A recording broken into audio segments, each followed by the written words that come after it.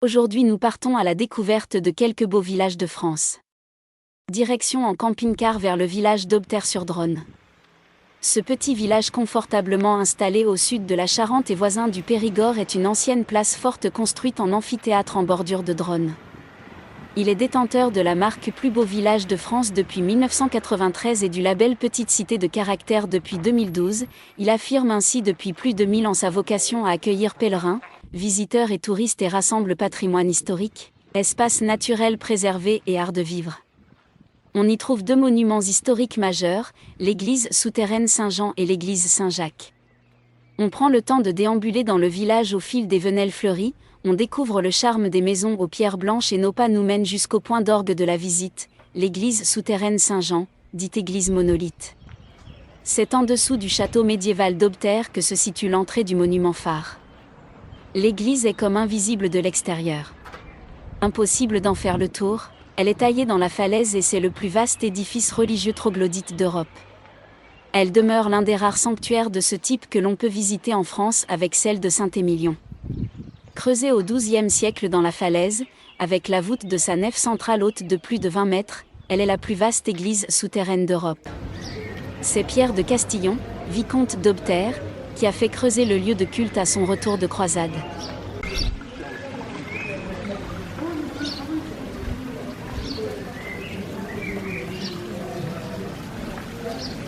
Là, il y a un passage, tu vois. Et là-bas, il y a un petit peu comme un truc, j'ai vu.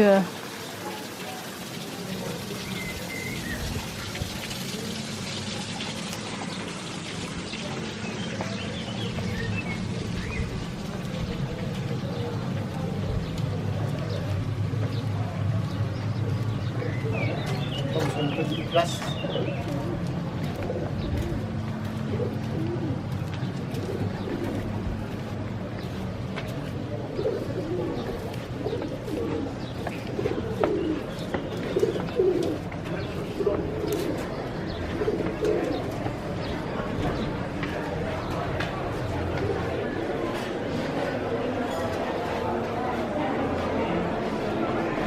Le mariage.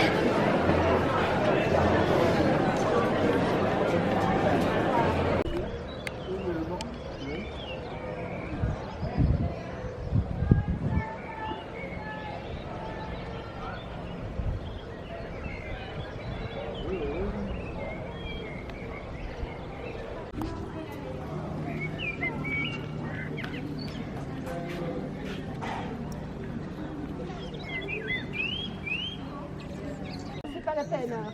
Si vous voulez boire un coup, non. Non. Ils vont fermer. Ah, ça va. Donc, il faut aller là-haut. C'est bon. Il y a quelque chose à voir en bas.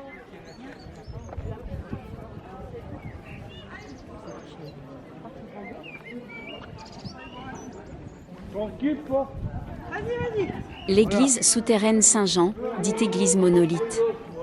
À l'intérieur, on découvre un ensemble unique. Au centre de l'abside, le reliquaire hexagonal de 6 mètres de haut est le plus bel élément de l'église. Inspiré du Saint-Sépulcre de Jérusalem découvert lors de la première croisade, il est taillé d'un seul bloc, ce qui permet de qualifier l'église de monolithe. Dans l'alignement de celui-ci se trouve une cavité ornée d'une croix grecque. Il s'agit d'une fosse à reliques accueillant des morceaux de la Sainte Croix rapportés de croisade par Pierre Castillon. Un peu plus loin, une ouverture impressionnante taillée dans le roc donne accès à la nécropole. Cette nécropole du IXe siècle découverte en 1958, s'étend à nos pieds avec 80 sarcophages médiévaux. Contrairement à un cimetière classique où l'on retire la terre pour inhumer les morts, ici on posait les sarcophages au sol pour les recouvrir ensuite de terre. Les nobles étaient quant à eux placés dans des enfeux, niches funéraires creusées dans la paroi, situées dans le vestibule d'entrée. L'église est bordée sur 3 de ses côtés par une galerie circulaire. Il ne faut pas hésiter à prendre de la hauteur en empruntant un escalier de 80 marches creusé dans la roche. Elle offre une vue imprenable à 18 mètres de haut sur la grotte. Et pour finir, on visite la crypte creusée sous le cœur de l'édifice. Elle comporte un couloir décoré d'arcades, long de 17 mètres qui conduit au chœur. Dans l'abside se trouve un petit autel taillé dans la pierre ainsi que 2 sièges sculptés dans la paroi. Cette chapelle souterraine a été découverte par hasard en 1961. Il semblerait qu'elle avait été comblée à la suite de l'effondrement du chœur de l'église. L'église souterraine Saint-Jean est ouverte aux visites toute l'année et des audioguides sont fournis pour la visite.